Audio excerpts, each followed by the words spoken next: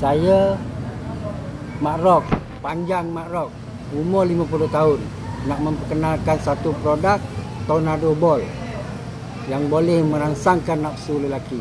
Dulu saya kalau bersama nak habiskan satu round pun susah.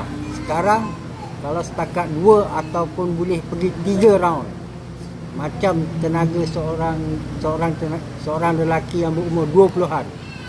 Jadi gunakanlah Tornado Ball ni. Satu botol 20 biji.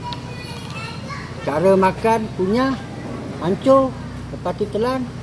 Dan jika nak mendapatkan produk Tornado Ball, tinggalkan nombor telefon di bawah.